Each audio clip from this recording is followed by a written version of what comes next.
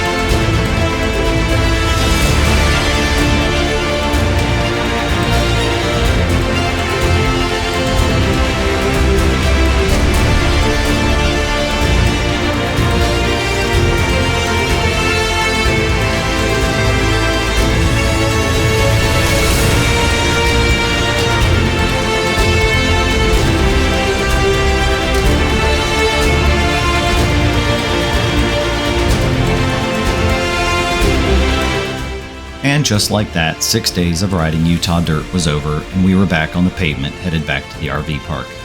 Nothing left to do but pack up and make the long 2-day drive back home. I love Utah and will definitely be back.